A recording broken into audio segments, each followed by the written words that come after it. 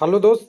जैसा कि हमने सुबह आपसे वादा किया था दोपहर में कि आपको कुछ प्रश्नों को लेके आ रहे हैं जो हमारा रेलवे एसएससी वगैरह वगैरह सभी एग्ज़ामों में और ख़ास करके जो अभी अभी एनटीपीसी का एग्ज़ाम चल रहा है उसमें काम होगा।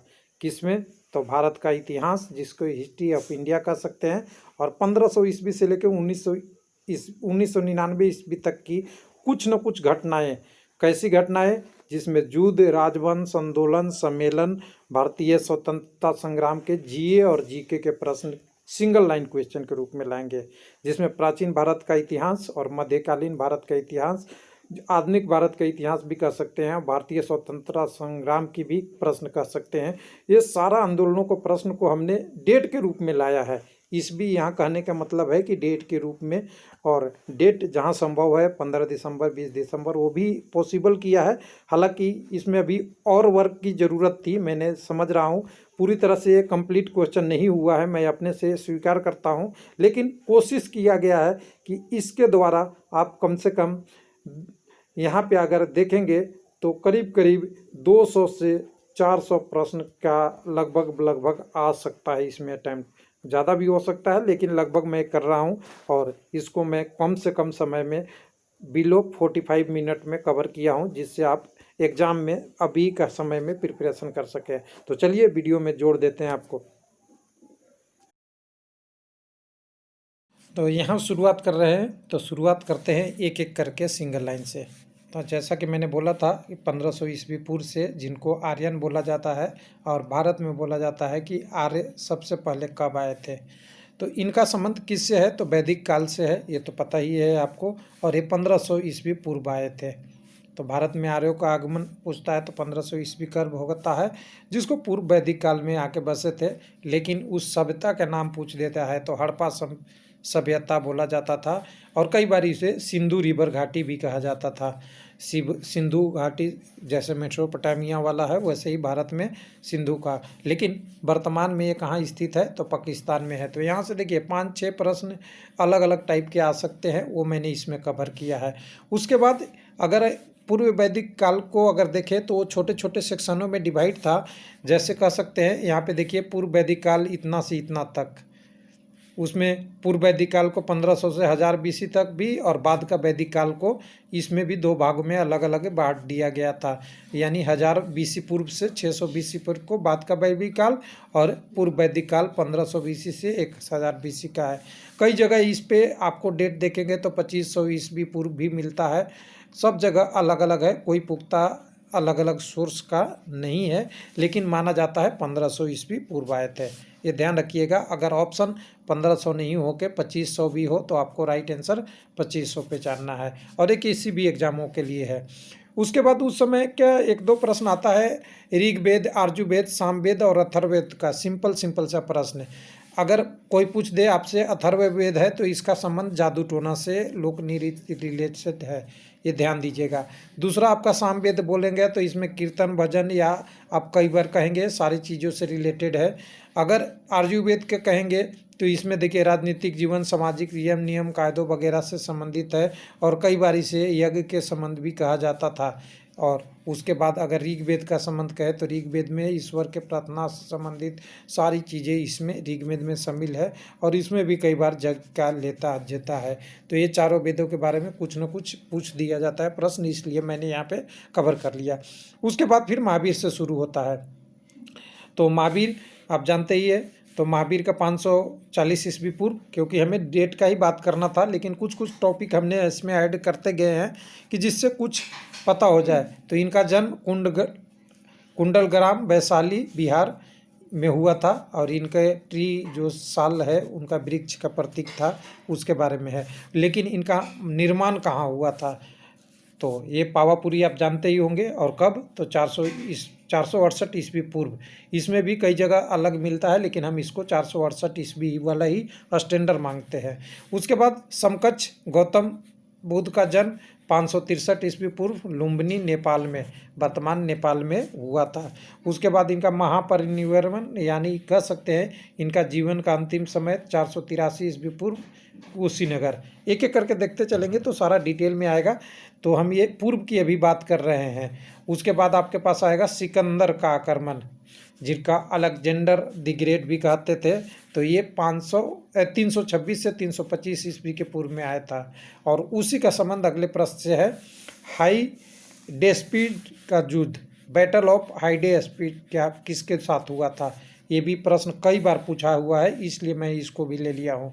तो ये 326 ईस्वी जो सिकंदर का आक्रमण हुआ उसी समय, लेकिन सिकंदर और पंजाब के राजा पोरस के हुआ था, तो पोरस ने इसको हरा दिए थे। तो ये तो ध्यान रखिएगा, राजा पोरस ने सिकंदर को हरा दिए थे। और एक कहा जाता है कि झेलम नदी के पार आपका सिकंदर का सेना पार करने के लिए नहीं है, तो नदी का संबंध भी याद रखिएगा इसलिए। और इसी में एक कहानी और कहा जाता है कि जब सिकंदर चला था अपने यूनान से तो 4 लाख की सैनिक थी, जब लौटा था तो उसके पास मात्र 20,000 की सेना था, यानी इतने की क्षति भारत के आक्रमण में उसने कर लिया था, ऐसा एक डाटा भी कई जगह आती है। उसके बाद अगला बात करेंगे चंद्रगुप्त का। चंद्रगुप्त आप जानते ही हैं मौर्य वंश का संस्थापक था 321 वर्ष पूर्व में। इन्होंने मौर्य वंश की संस्थापना किया, ये भी याद रखेंगे। और इन्होंने नंद वंश के राजा घनानंद को पराजित करके मौर्य वंश का स्थापना 321 बीसी पूर्व में किए थे, यानी ईस्वी पूर्व में किए थे। तो चंद्रगुप्त का भी आता है कि चंद्रगुप्त यानी चंद्रगुप्त ने सेलुक कब हराया था, सेलुकस डायनेस्टी करने के लिए, तो यहाँ पे आपका 305 बीसी है। ये भी आप देखिएगा, सेलुकस डायनेस्टी को भी हराया था। उसके बाद अशोक का आपका गुप्ता वंश, आपका मौर्य वंश में अशोक का भी एक बहुत बड़ा नाम है। ये आपका 261 ईस्वी पूर्व में कलिंग पे विजय प्राप्त किए थे। हालांकि बनने में इनको पहले ही राज्य संभाल लिए थे, लेकिन ये आखिरी था, क्या था, अंतिम युद्ध के रूप में था अशोक के रूप में। इसके बाद इन्होंने बौद्ध धर्म अपना लिया था, बौद्ध वंश के भिक्षुक बन गए थे। चलिए यहाँ तक तो ये प्रश्न कई बार आ चुका है, इसको भी देखेंगे। उसके बाद विक्रम संवत का आरंभ 58 ईस्वी पूर्व, सब लोग जानते हैं। शक संवत 78 ईस्वी पूर्व। उसके बाद एक और आता है, उसको भी यहीं ले लेते हैं, आपका एक और हिजरी संवत का 662 ईस्वी पूर्व हुआ था। इसको भी 622, उसको आगे भी ले लेंगे। उसके बाद जैसे ही मौर्य वंश की खत्म हुआ, उसके बाद शुरू क्या होता है आपका मेन रूप से, और बीच में राजा होते हैं, बहुत सारे हैं, लेकिन जो पूछता है गुप्त वंश, गुप्त एम्पायर या साम्राज्य कह सकते हैं। तो श्रीगुप्त ने इनकी स्थापना 240 ईस्वी में किया था। पूर्व अब यहाँ से समाप्त होता है, यहाँ से पूर्व के बाद अब आ गए हम डायरेक्ट रूप में, सिंपल में, तो 240 ईस्वी का हो गया। उसके बाद इसके चंद्रगुप्त वन 320 में एक महान शासक के रूप में, तो 320 ईस्वी इनका है। उसके बाद फाहियान का भारत यात्रा 405 से 411 तक का, ये भी कालक्रम आप याद रखिएगा, कालक्रम में आता है, ये पूछ देता है कि कब आया था फाहियान भारत में। तो उसके बाद आपका हुनों का आक्रमण हुआ था, वो 455 ईस्वी में, और ये स्कंदगुप्त से भी इनकी हुआ था उस समय। और उसके बाद स्कंदगुप्त को हराने के बाद हुनों के ऊपर लाइट जो था एम्पायर, जो कह सकते हैं गुप्त एम्पायर, कमज़ोर यहाँ होने लगे थे। क्या होने लगा था, गुप्ता साम्राज्य कमज़ोर होने लगा था। कितने में, 455 ईस्वी में, जब हुनों ने आक्रमण किया था। ऐसा भी प्रश्न आया है कई बार। उसके बाद गुप्ता एम्पायर फाइनल रूप से इंड कब हो गया था, तो 584 ईस्वी में।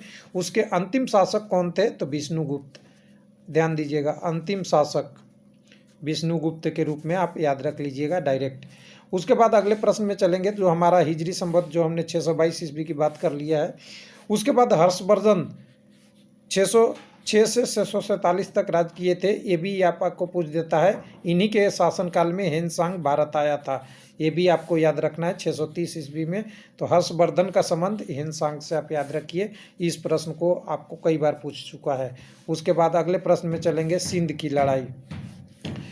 अब यहाँ से शुरू होता है आपका अरबों का आक्रमण कह सकते हैं। अरबों के आक्रमण भारत पे जब शुरू हुआ था, तो सिंध की लड़ाई से शुरू है। तो देखिए 712 ईस्वी में मोहम्मद कासिम ने अरबों की सत्ता स्थापित किया था, ठीक है, सिंध की लड़ाई के द्वारा। उसके बाद मोहम्मद गजनवी भारत पे 1712 आक्रमण करने वाला मोहम्मद गजनवी 1000 ईस्वी में शुरुआत हुआ था। ये भी बार बार प्रश्न पूछ चुका है कि कितनी बार आक्रमण किया था। उसके बाद मोहम्मद गजनवी का सोमनाथ का मंदिर आक्रमण बार बार प्रश्न पूछा गया है, तो 1526 भी मिलता है कई जगह, 1026 भी और 1025 भी कई जगह मिलता है। तो 1000 ईस्वी दोनों को याद रखिएगा, जो ऑप्शन में रहे वो बेस्ट लेना है आपको।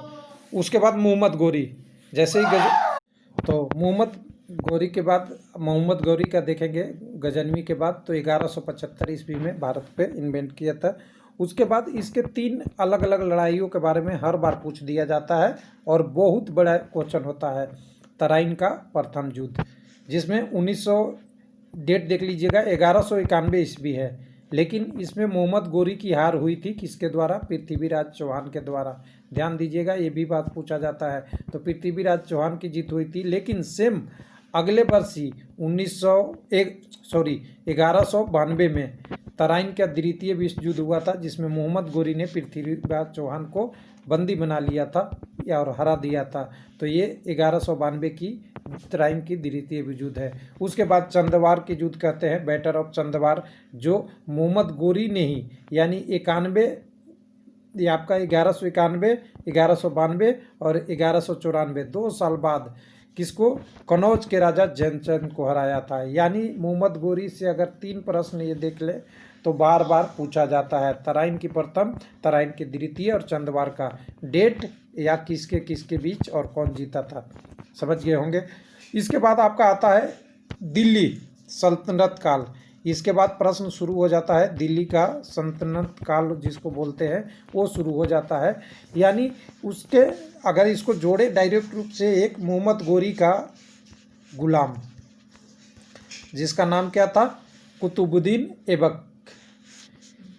कुतुबुद्दीन ऐबक को मोहम्मद गौरी ने भारत छोड़ के अपने लौट गया था, लेकिन लौटते वक्त ही 1206 ईस्वी में उसकी हत्या हो गई थी, ये सब कोई जानता है।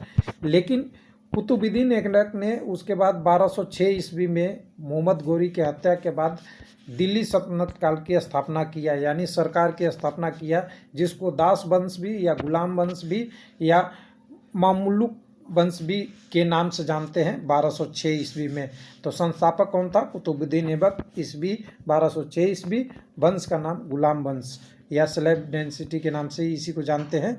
तो इसके बाद कुतुबुद्दीन ऐबक ने 4 साल तक शासन किया, 1210 ईस्वी तक, और 1210 ईस्वी में पोलो खेल खेलते हुए घोड़ों पर गिरने के कारण इसकी मृत्यु हो गई थी। ये भी एक प्रश्न पूछा जाता है कई बार। उसके बाद अगला प्रश्न है था रजिया सुल्तान। इसी में रजिया सुल्तान एक फीमेल, यानी भारत के प्रथम महिला रूप में कहा जाता है। शासिका कौन थी? तो रजिया सुल्तान के नाम से प्रश्न आता है, तो 1236 वाला ये याद रखिएगा। उसके बाद जो अब गुलाम वंश के पतन के बाद ही दिल्ली सल्तनत काल में खिलजी वंश का संस्थापना जलालुद्दीन खिलजी ने 1280 ईस्वी में किया, 90 ईस्वी में, 1290 ईस्वी की किया। उसके बाद 1290 से लेकर 1320 तक इसी वंश का शासन रहा। 1320 ईस्वी में तुगलक वंश की स्थापना हो गई। डेट बाय डेट देखिएगा, 1320 ईस्वी में तुगलक वंश की स्थापना हो गई। उसके बाद वास्को डी गामा का भारत आगमन हुआ, यानी ये वास्को डी गामा से आप समझ सकते हैं धीरे धीरे आपकी जो भारत की ब्रिटिश साम्राज्य की शुरुआत थी, या कह सकते हैं आधुनिक भारत में प्रवेश यहीं से शुरू होता है। तो वास्को डी गामा की भारत आगमन कितना 1498 है। तो यहाँ से आपका चेंज सारा चीज़ मिलेगा, लेकिन यहाँ से चेंज को हम समझते हैं थोड़ा सा और दिल्ली सल्तनत काल का। दिल्ली सल्तनत में कौन कौन वंश थे तो आप याद रखिएगा, कभी अगर पूछ दे तो गुलाम हमने देखा, खिलजी, उसके बाद हमने देखा तुगलक, उसके बाद सैयद वंश, और फाइनल जो थे लोधी वंश तक दिल्ली का शासन काल रहा। लेकिन इसमें सैयद वंश की स्थापना 1414 ईस्वी में, कई जगह 1415 भी मिलेगा। किसने? खिजर खान सैयद ने किया था, जो अलाउद्दीन आलम शाह किसके थे? जो किसके थे? तुगलक वंश के, उसको हराकर या मारकर कह सकते हैं उस जमाने में, और उन्होंने सैयद वंश की स्थापना किया था। उसके बाद फाइनल जो 1451 ईस्वी था, इसमें लोधी वंश का स्थापना हुआ 1451 ईस्वी में, जिसके संस्थापक के रूप में कह सकते हैं बहलोल खान लोदी थे, और इसके अंतिम राजा इब्राहिम लोदी था, जो पानीपत की युद्ध में 1526 ईस्वी में मुगल शासक यानी मुगल की स्थापना यहाँ शुरू हो रही है। यहाँ दिल्ली सल्तनत काल समाप्त हो रहा है। तो इस लाइन को आप खींच लीजिए ऐसे। तो इधर इसके ऊपर हो गया दिल्ली सल्तनत काल, और यहाँ से मुगल साम्राज्य की शुरुआत होती है मुगल शासक की। कब हुई? तो 1526 ईस्वी में। कैसे हुई? तो पानीपत की प्रथम युद्ध से। किसने किसको हराया? तो मुगल शासक बाबर ने इब्राहिम लोदी को हराया। हालांकि जब तक ये युद्ध हो रहा था तब तक मुगल शासक की स्थापना नहीं हुई थी, ये बाद की बात है। तो दिल्ली सल्तनत ईद कब हुआ? यानी आपका दिल्ली का सल्तनत काल हो गया 1526 में स्थित अंत, और उसी समय आपकी मुगल वंश की संस्थापना 1526 ईस्वी में हो गई।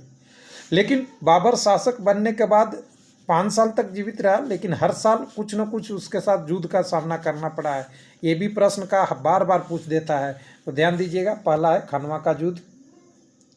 खानवा का युद्ध किसके साथ हुआ था? तो बाबर और राणा सांगा के बीच में हुआ था, जिसमें बाबर ने पराजित किया था किसको? राणा सांगा को। और ये ईस्वी है 1527, यानी 26 में राज्य विराज, 27 में युद्ध। उसके बाद घाघरा, एक चंदेरी का भी आता है, उसको भी इसमें छूट गया है। तो घाघरा का युद्ध 29 में, चंदेरी का आपका होगा लगता है यहाँ के 1528 में, और उसके बाद घाघरा हो गया 29 में। तो घाघरा में बाबर ने महमूद लोदी को फिर से हराया था। तो उसके बाद फाइनल बाबर की मृत्यु 1530 में ईस्वी हो गई थी। बाबर के बाद हमारा शुरू होता है हुमायूं, सब लोग जानते हैं। तो हुमायूं का यहाँ पे देख सकते हैं, यहाँ पे डेट नहीं मैंने दिया है, लेकिन हुमायूं के साथ साथ 1539 शेरशाह सूरी, यानी उस समय हुमायूं को हराकर आपको चौसा के युद्ध में जीते थे। तो शेरशाह के रूप में ग्रैंड ट्रंक रोड आप जानते ही है। ग्रैंड ट्रंक रोड भारत के पूरे कह सकते हैं ढाका से अभी का वर्तमान बांग्लादेश से लेके पाकिस्तान के पेशावर तक बना हुआ grand trunk road Shershah Suri के द्वारा मरम्मत कराया गया था, कहा जाता है ऐसा, उस समय 1539 ईस्वी में।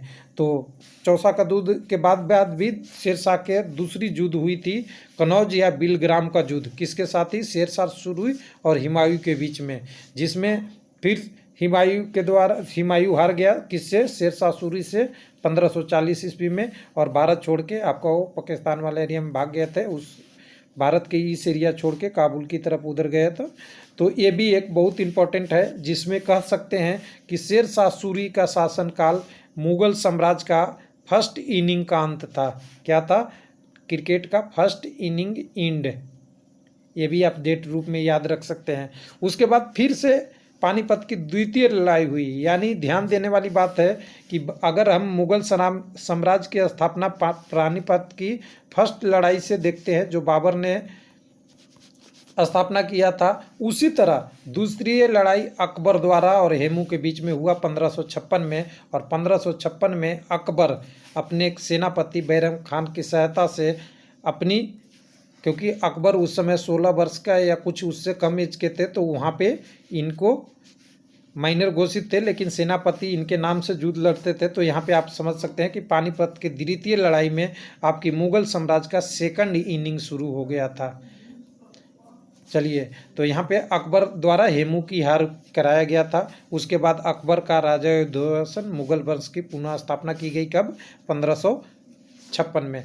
उसके बाद तालीकोटा का युद्ध एक बहुत आता है प्रश्न, 1565 में हुआ था। इस समय ये विजयनगर साम्राज्य का अंत हो गया था। विजयनगर आपका साउथ वाला, ये भी तालीकोटा का युद्ध वाला प्रश्न आपसे पूछ दिया जाता है। एक और प्रश्न अकबर से ही रिलेटेड है, हल्दी घाटी का युद्ध बैटल ऑफ हल्दीघाटी, जो 1576 ईस्वी में अकबर और राणा प्रताप के बीच में हुआ था, जिसमें राणा प्रताप की हार हुई थी 1576 ईस्वी। इसको भी दिल्ली का ये अकबर द्वारा ये आपका बार बार पूछा जाता है, दीन इलाही जरोखा वगैरह क्या क्या प्रश्न आते हैं, लेकिन यहाँ पे दीन इलाही धर्म का स्थापना 1582 ईस्वी में किया गया था। ये भी बार बार प्रश्न पूछा दिया जाता है। उसके बाद आपकी समझ ही रहे होंगे प्लासी का युद्ध।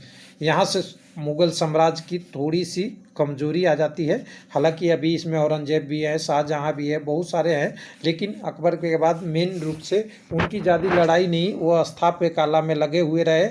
उसके बाद से अंग्रेज धीरे धीरे उनकी शुरुआत हो जाती है। तो प्लासी के युद्ध की बात करते हैं तो अंग्रेज़ों ने पहली कोठी खोली वगैरह वगैरह वगैरह, बहुत सारे प्रश्न आते हैं आपकी, लेकिन यहाँ पे हम देखेंगे प्लासी के युद्ध से। प्लासी का युद्ध 1757 ईस्वी में अंग्रेज़ों और सिराजुद्दौला के बीच हुआ था, जिसमें अंग्रेज़ों ने विजय प्राप्त हुआ और भारत में अंग्रेजी शासन का नींव पड़ गया। किसका पड़ गया? नींव पड़ गया, शुरुआत हो गया। उसके बाद एक दूसरा युद्ध है वांडीवास युद्ध, जो 1760 ईस्वी में हुआ था। तो यहाँ पे ये अंग्रेज़ों और फ्रांसीसियों के बीच में, यानी यहाँ पे ध्यान रखने वाली बात है कि मुग़ल साम्राज्य कमज़ोर हो रहा है और उस कमज़ोरी में विदेशियों का यहाँ पे आपका आपस में सबसे बड़ा प्रभुत्व जमाने की लड़ाई यहाँ से शुरू होती है, जिसको वांडीवास का युद्ध बोलते हैं। तो ये 1707 में अंग्रेज़ों और फ्रांसीसियों के बीच हुई थी, जिसमें फ्रांसीसियों का हार हुआ था। उसके बाद एक और लड़ाई हुई पानीपत की, जो बहुत दूर हुआ, यानी आप समझ सकते हैं 1556 में सेकंड युद्ध। उसके बाद 1761, कितने साल बाद?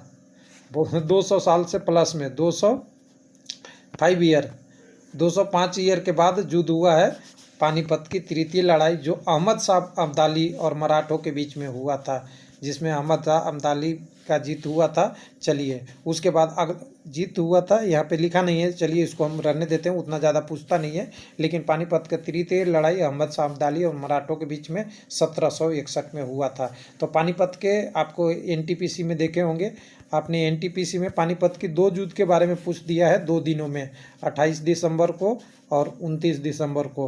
हो सकता है और दिनों में ये प्रश्न इसको रिपीट करे, हो सकता है अगले दिन में नाम पूछ दे, पहले ईस्वी पूछ रहा है, तो हो सकता है कुछ ना कुछ प्रश्न जोड़ा जाएगा।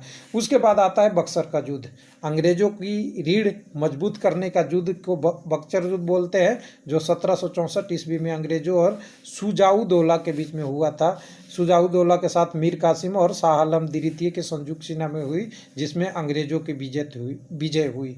उसके बाद अगला बात करेंगे अगला मैरूट का, लेकिन ये बक्सर का युद्ध को माना जाता है कि अंग्रेजों के शासन की नींव यहाँ पूरी तरह से जम गया था। यानी बक्सर का युद्ध 1764 ईस्वी में अंग्रेजों ने भारत पे प्रभुत्व पूरी रूप से पैठ जमा लिया था। उसके बाद प्रथम अंगल मैसूर युद्ध की बात करेंगे तो 2 साल का है, 1767 से 1779 तक ये हैदर अली और अंग्रेज़ों के बीच में हुआ था, 69 कह सकते हैं, जिसमें अंग्रेज़ों की हार हुई थी। लेकिन यहाँ पे प्रश्न कहाँ से आता है, तो पूछता है कि प्रथम अंगल मैसूर युद्ध के बाद कौन सी संधि हुई थी, तो याद रखिएगा मद्रास की संधि। उसके बाद द्वितीय अंगल युद्ध 1780 से 84 के बीच में हुआ था। फिर हैदर अली और अंग्रेज ही थे, लेकिन इसमें किसी की हार नहीं हुई थी। लेकिन इसके बाद जो संधि हुआ था उसे मंगलौर की संधि के नाम से जानते हैं। ये भी एक बहुत इंपॉर्टेंट प्रश्न आता है। उसके बाद तीसरा भी हुआ, तो तीसरा अंगल युद्ध हुआ, जिसमें आप कह सकते हैं कि 1790 से 92 में टीपू सुल्तान और अंग्रेज़ों के बीच हुआ। और उसके बाद इसमें संधि बीच में लड़ाई से द्वारा समाप्त हुई, लेकिन संधि के द्वारा समाप्त हुई। इसके बाद भी श्रीरंगपट्टनम की संधि हुई है। तो टीपू सुल्तान का प्रश्न अगर जोड़ा जाए तो श्रीरंगपट्टनम से बार बार आता है, और हैदर अली वाला होता है तो यहाँ पे ध्यान दीजिएगा मंगलौर और मद्रास की संधि। और फाइनल जो हुआ था, जिसमें आपका किसका चतुर्थ अंगल मैसूर युद्ध 1797 से 99 में, तब उस समय मैसूर की शक्ति का पतन हो गया था। तो कई बार पूछ देता है कि मैसूर की शक्ति के पतन कब हुआ था, तो 1799 ईस्वी। ये भी आप ध्यान रखिएगा। और ये युद्ध किसके बीच में हुआ था? टीपू सुल्तान और अंग्रेजों के बीच फिर से, लेकिन यहाँ पे टीपू सुल्तान की हार हो गई थी, जिसके कारण आपकी अंग्रेजों की यहाँ पे अपना मैसूर शक्ति को, प्रभुत्व को खत्म करने में बहुत बड़ा योगदान मिला। इसके बाद कोई संधि नहीं हुआ, अंग्रेज राजा हो गए वहाँ के। तो चलिए, ये समाप्त हो गया, यानी 3 युद्ध के बाद संधि और चौथे युद्ध में ख़त्म। उसके बाद अगला आता है अब अंग्रेजों द्वारा किए गए कुछ काम। तो अंग्रेजों द्वारा आधुनिक भारत में जो काम किए गए थे, उसमें से कुछ प्रश्न एक एक करके आएंगे। इसी में हम जोड़ देंगे आपके स्वतंत्रता संग्राम, क्योंकि अंग्रेज के साथ ही स्वतंत्रता संग्राम चलते रहा है, तो इसकी भी प्रश्न इसी में इंक्लूड करते जा रहे हैं। क्योंकि अंग्रेज और आज़ादी की लड़ाई एक साथ चल रही थी, तो दोनों चीज़ों को एक साथ में ही लेते रहे हैं। तो पहला देखिए, बंगाल में अस्थाई बंदोबस्त 1793 ईस्वी में ये डेट आता है। चिलियान वाला युद्ध 1849 ईस्वी में ईस्ट इंडिया कंपनी और सिखों के बीच हुआ था, जिसमें सिखों की हार हुई थी। तो ये भी प्रश्न कई बार आया हुआ है, चिलियान का युद्ध किसके बीच में हुआ था। डेट तो कम आता है लेकिन किसके बीच हुआ था, तो ईस्ट इंडिया कंपनी। यहाँ अंग्रेज शब्द कहाँ गए, देखिए पहले अंग्रेज के बीच में पहले आता था, लेकिन उसके बाद डायरेक्ट ईस्ट इंडिया कंपनी के नाम आएगा। उसके बाद फिर बाद में ब्रिटेन सरकार भी आ जाती है, ब्रिटेन की महारानी के हाथों में सरकार सत्ता चली गई थी, वो भी आती है।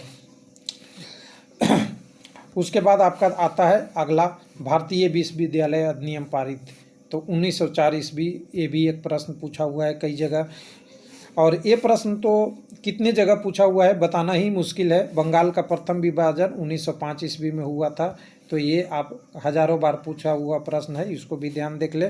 उसके बाद सूरत अधिवेशन में कांग्रेस का फुट, गरम दल नरम दल में 1907 ईस्वी, ये लोग आप जानते ही है। तो सूरत फुट के नाम से आप सब लोग पढ़े होंगे, ये भी प्रश्न बहुत पूछा हुआ है। मुस्लिम लीग की स्थापना 1906, यानी इन 3 प्रश्नों को कहें तो हम नहीं बता सकते कि कितनी बार कहाँ पूछा हुआ है, ये तो आपको बताना है कि कितना बार कहाँ आपने देखा है। यानी ये इसके साथ साथ क्या लगाना है, स्टार स्टार स्टार स्टार, कितने स्टार लगा लीजिए, समाप्त नहीं होगा। चलिए अगला बात आता है मार्ले मिंटो सुधार 1909 ईस्वी। यानी मार्ले मिंटो संविधान 1909 ईस्वी कहने के मतलब ये होता है कि भारत की संविधान की शुरुआत यहाँ से मानी जाती है। क्या मानी जाती है, मानी जाती है। इसमें के भी बहुत सारे तत्व आगे आगे भारत की संविधान बनाने की जो प्रक्रिया थी, जो वर्तमान अभी परिप्रेक्ष्य है, उसकी शुरुआत यहीं से होती है, जिसमें बहुत सारे अंग्रेजों ने कुछ सुधार दिया था, सुझाव दिया था, कुछ हक में कुछ बेनिफिट में, अलग अलग है। तो ये भी आप याद रखिएगा। उसके बाद ब्रिटिश साम्राज्य का दरबार 1911 ईस्वी। तो इसको हम इस तरह से पढ़ते हैं कि ब्रिटिश, अभी तक हम जितने बात कर रहे थे अंग्रेजों के शासनकाल, उनमें कलकत्ता उनकी मेन केंद्र था, और मद्रास भी कहते हैं उधर भी केंद्र था, लेकिन कलकत्ता मेन केंद्र था। लेकिन कलकत्ता से दिल्ली राजधानी कब बनी उसकी बात कर रहे हैं, इसे बोलते हैं 1911 ईस्वी में। इस प्रश्न को भी ध्यान से देखिएगा। 1911 ईस्वी में भारत की राजधानी जो अभी वर्तमान दिल्ली है, नई दिल्ली है, उसको ब्रिटिश सरकार ने 1911 ईस्वी में लाया था। चलिए अगला प्रश्न है होम रूल लीग की निर्माण 1916 ईस्वी। ये भी आप जानते हैं, ठीक है। मुस्लिम लीग और कांग्रेस के बीच समझौता, इसको लखनऊ पैक्ट भी कहते हैं। पहले तो हमने सूरत फुट पढ़ा, उसके बाद लखनऊ पैक्ट पढ़े हैं, और एक और पढ़ेंगे हम पूना पैक्ट। 3 पैक्ट के बारे में थोड़े थोड़े प्रश्न कभी पूछते हैं, तो ये भी 1916 की डेट है। उसके बाद गांधी जी की भारतीय राजनीति में एंट्री, ये क्या है, यहाँ से लाइन खींच रहा हूँ।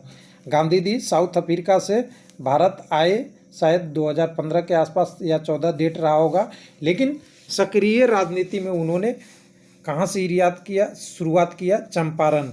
कहाँ से, चंपारण बिहार।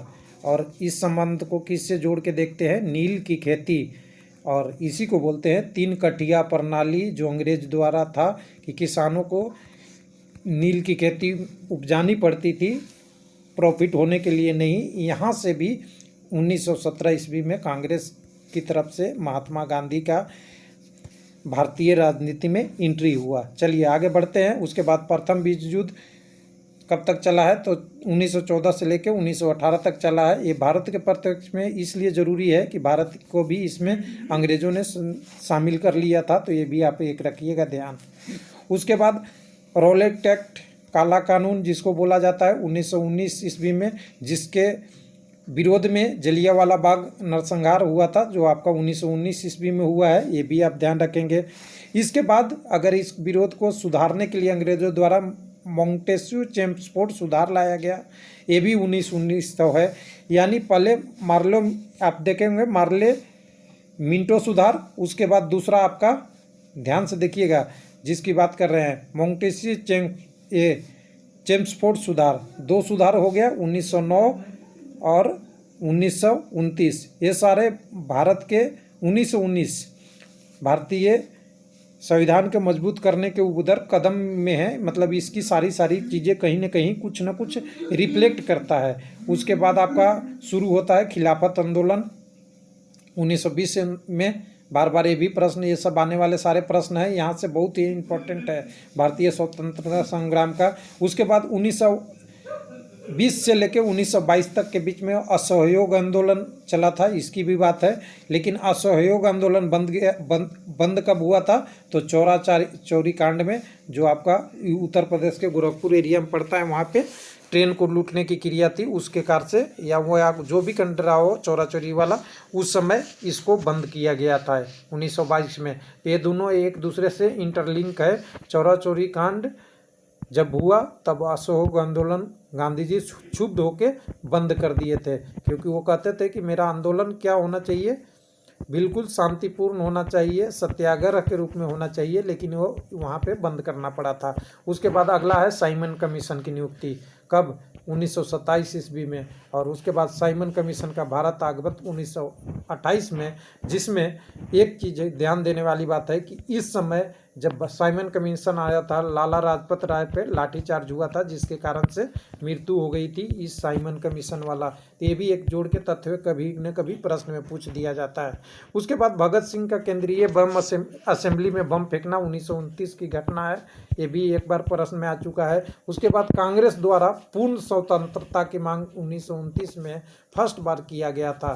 कांग्रेस द्वारा उस समय फर्स्ट बार भारत को पूर्ण स्वतंत्र की बरात बोला गया था। पहले तो बोला गया था कि गुलामी छोड़ो, लेकिन भारत ने बोला फिर बाद में कि मुझे स्वतंत्र भारत ही चाहिए। उसके बाद अगला शुरुआत होता है आपका सविनय अवज्ञा आंदोलन 1930 में। ये 1930 में सविनय अवज्ञा आंदोलन चल रहा था। इसको करेक्ट करने के लिए 3 गोलमेज सम्मेलन अंग्रेज के द्वारा बुलाया गया था, उसी की जिक्र यहाँ पे है, जिसमें प्रथम गोलमेज सम्मेलन 1930 में हुआ, जिसमें भारत की तरफ से गांधी जी भाग नहीं लिए थे। ध्यान दीजिएगा, ये भी पूछ देता है, भाग नहीं लिए थे, इनके कांग्रेस के प्रतिनिधि भाग लिए थे। क्या लिए थे? ये भी प्रश्न पूछ देता है कई बार। प्रतिनिधि भाग लिए थे। इस प्रतिनिधि को भाग लेने के बाद इसमें ये डिसाइड हुआ था कि गांधी जी सविनय अवज्ञा आंदोलन क्या करेंगे? बंद करेंगे, और द्वितीय गोलमेज सम्मेलन में गांधी जी भाग लेंगे। तो वो सम्मेलन का, उसका समझौता का नाम क्या था? गांधी, भारत की तरफ से महात्मा गांधी, और उधर के जो गवर्नर थे इरविन समझौता 1931 में हुआ था। ये तथ्य को ध्यान रखेंगे तो ये प्रश्न इजी पिक हो जाता है। उसके बाद गांधी जी का दांडी मार्च हुआ था। कांग्रेस इन्होंने नमक कानून जो बनाया था, जिसको दांडी मार्च नमक सत्याग्रह के रूप में भी जाना जाता है, यानी दूसरी सत्याग्रह बड़ी, इसको नमक सत्याग्रह, पहले चंपारण सत्याग्रह और दूसरा नमक सत्याग्रह या दांडी मार्च। गांधी जी की बहुत बार प्रश्न आती है। तो ये कब शुरू हुआ था? तो 1930 ईस्वी में। लेकिन इसमें इस बार प्रश्न जो आ गया आपका एनटीपीसी के 29 दिसंबर का फर्स्ट शिफ्ट में आया है, जिसमें पूछा है कि कहाँ से शुरू हुआ था। तो साबरमती से कहाँ तक हुआ था? तो दांडी तक। दांडी समुद्र के किनारे जगह है, वहाँ पे 12 मार्च से चलकर 24 दिन पैदल चलकर कहाँ पहुँचे थे? दांडी, जहाँ पे नमक बनाया गया और कानून को ख़त्म करने के लिए ये सत्याग्रह शुरुआत किया गया था। अब यहाँ पे ध्यान दीजिएगा कि 12 मार्च से चलना स्टार्ट का डेट है, और आगे का डेट इसमें 24 दिन का ये भी आपको होगा। उसके बाद द्वितीय गोलमेज सम्मेलन में गांधी जी 1931 में गए थे, यानी ये जो आपका गांधी इरविन समझौता हुआ था उसके बाद इसमें भाग लिए थे, लेकिन रिजल्ट कुछ नहीं निकला था। तृतीय गोलमेज सम्मेलन 1932 में हुआ यहाँ पे, और 1932 के बाद इसको आगे एक व्यवस्था लाया गया कि सांप्रदायिक निर्वाचन प्रणाली भारत में घोषणा 1932 में किया गया। उसके बाद एक जो बात किए थे हमने कि लखनऊ पैक्ट की बात कर लिए, तो पूना पैक्ट आता है 1932 में। किसके बीच में? तो महात्मा गांधी और भीमराव अंबेडकर, डॉक्टर भीमराव अंबेडकर जी के बीच। क्या हुआ था? जातीय आधार पे जो चुनाव हुआ था उसमें उच्च जाति और निम्न जाति के प्रतिनिधियों के बारे में ये समझौता है। तो ये पूना पैक्ट बार बार पूछता है, आपको नाम से पूछ देगा, ईस्वी पूछ देगा, किससे संबंधित था वो भी पूछ देगा, ये इम्पोर्टेंट है। उसके बाद एक छोटा सा द्वितीय विश्व युद्ध, विश्व के लिए तो बहुत बड़ा लेकिन भारत के इम्पोर्टेंट में इससे ज़्यादा कोई नहीं होता, खाली ईस्वी पूछ देता है 1939 से आपका 45 तक। ये नॉर्मल एग्जाम में, बाकी डीप जितने भी एग्जाम क्वेश्चन पूछते हैं उसमें तो बहुत सारी चीज़ें पूछा जा सकता है। इसके बाद अगला भारत का पड़ाव था भारत छोड़ो आंदोलन, क्विट इंडिया मूवमेंट, तो ये 1942 का है, ये दो आप जानते ही है। उसके बाद आज़ाद हिंद फौज 1943 ईस्वी में गठन हुआ था। उसके बाद क्रिप्स मिशन भारत आया, जिसमें सुझाव दिया था भारत को सारी चीज़ें वगैरह के लिए कि कैसे कैसे क्या होगा, तो ये भी आपको प्रश्न बार बार पूछा जाता है, क्रिप्स मिशन 1942 का। और उसके बाद कैबिनेट मिशन आगमन, जिसके द्वारा भारत की और पाकिस्तान की अलग अलग दो राष्ट्रों का निर्माण का बात किया गया था। उसी में आपका कैबिनेट मिशन 1946 का पार्ट था, जिसमें भारतीय संविधान, अच्छा ये आपका अलग पार्ट है, ये आपको इससे अलग करके रखेंगे अभी। तो 1946 ईस्वी में जब आपका कैबिनेट मिशन आया, जिसके अनुसार से भारत में माउंटबेटन योजना के तहत भारत की आज़ादी की बात की गई है, जो आपकी सारी चीज़ें की बात रखते हुए 1946 में भारत में एक अंतरिम सरकार की घोषणा की गई, जिसको आपको 1946 ईस्वी याद रखना है। उसके बाद जब भारत 1946 में आपका ये प्रोसेस हुआ, 47 में माउंटबेटन हुआ, तो 15 अगस्त की हमारी स्वतंत्रता प्राप्त 15 अगस्त 1947 की हो गई। लेकिन स्वतंत्रता के बाद भी हमारे पास क्या प्रॉब्लम थी, आपके पास संविधान नहीं था, तो उसके लिए भी पैरेलल में काम कर रहे थे। हालांकि नेहरू रिपोर्ट आप जानते हैं 1928 के आसपास एक नेहरू रिपोर्ट की बात होती है, वो भी भारत का लिखित संविधान बनाने की कोशिश किया गया था। लेकिन एक विस्तार संविधान की बात शुरुआत कहाँ से हुई, तो भारतीय संविधान सभा का निर्वाचन 1946 ईस्वी से शुरू हुआ। लेकिन उसके पहले परमानेंट चेयरमैन की नियुक्ति की गई थी, जिनका नाम था डॉक्टर राजेंद्र प्रसाद, और ये डेट था 11 दिसंबर 1946।